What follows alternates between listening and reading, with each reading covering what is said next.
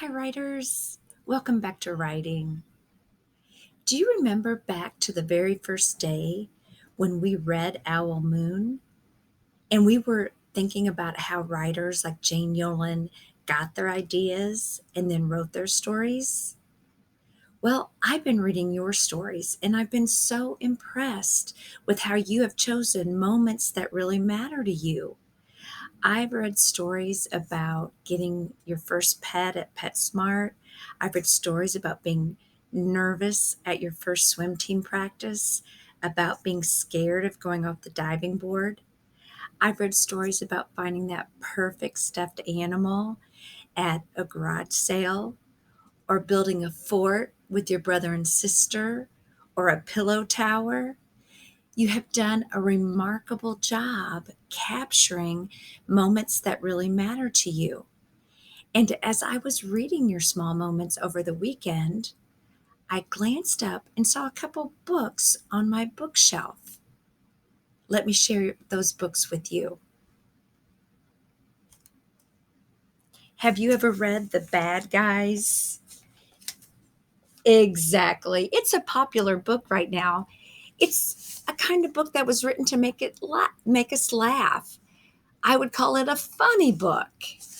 And then after I saw this book, right next to it was Alexander and the Terrible, Horrible, No Good, Very Bad Day.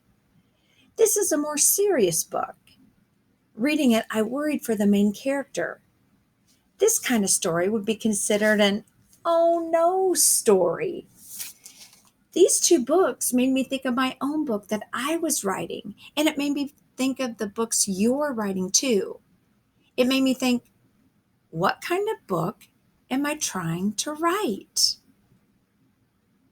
When I wrote my story about riding the bus and getting drenched in the puddle, I knew it was a good story to tell and I cared about that moment. But if you were to ask me, what are you trying to do as a writer? I'm not quite sure I would have been able to tell you. I'm not sure if I was trying to write a laugh out loud story, a feel sorry for me story, or even just a look how beautiful the day is story. The truth is, I'm not sure what I intended to do as a writer. I just wanted to tell a good story, and that's okay for a first go. Today, I want to teach you writers that writers revise to add details like we have done. We've added our characters moving, our characters talking, but writers also revise to bring out a particular intent in their story. Let me show you what I mean. You remember my story about falling in the puddle. It's one I've been working on for quite a while. And behind me, you see the checklist where I decided I better work on my ending because I didn't have a strong ending. So, this is a perfect opportunity for me to think about intent or purpose. What do I want my reader to get out of my story? Well, one idea I could do is I could write a funny story. If I was writing a funny story, I might want to exaggerate the part where I fell in the puddle. I could say something like, I stumbled and fell off the first step like a boulder in a rock slide. I saw myself getting closer and closer to the puddle, and oh, then I landed. There was water in my ears, my eyes, everywhere. I was drenched. And that's kind of funny. So, my intent, if I chose to write that kind of ending, would be a funny ending, a laugh ending, a story that would make my reader smile. So, my purpose would be to make my reader smile or laugh. That's one choice. I might have a different intention.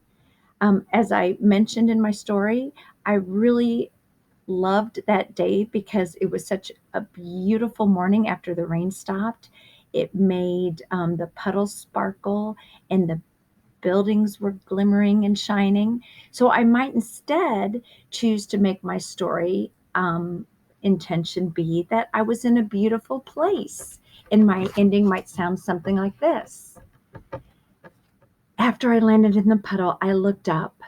The sparkling buildings were still there, high above me.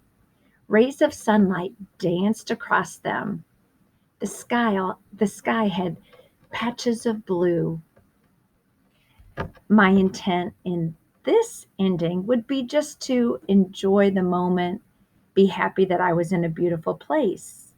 So I might want my readers to feel my contentment or my happiness that even though something bad happened, something embarrassing happened to me, I could still be happy because it was such a beautiful morning and I was happy to be going to this night museum of art.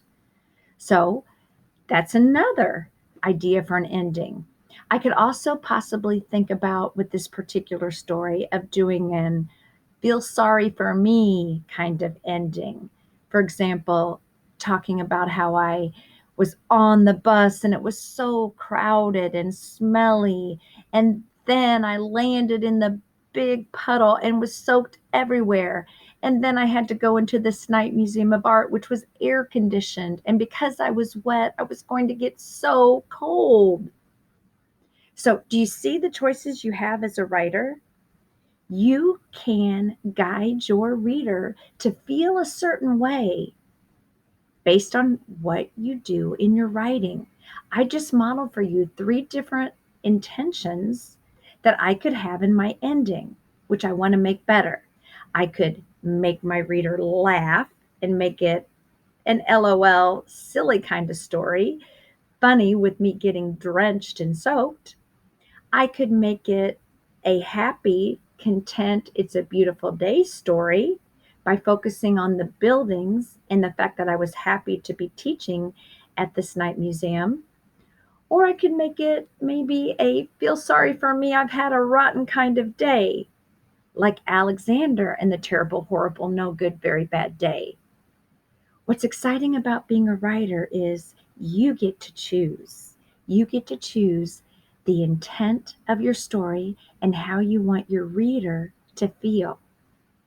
As you work today, thinking about the goal you set on Monday, think about different endings or different beginnings that you could craft. Think about how you want your reader to feel after he or she has read your story. It's an exciting possibility, writers. Go get to work.